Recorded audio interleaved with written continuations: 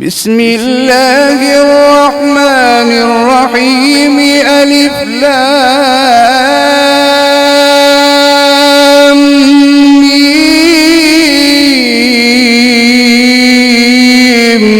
الله لا إله إلا هو الحي القيوم. نزل عليك الكتاب بالحق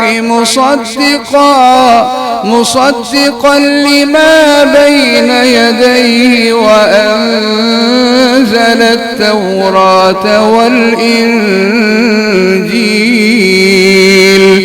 من قبل هدى للناس وأنزل الفرقان.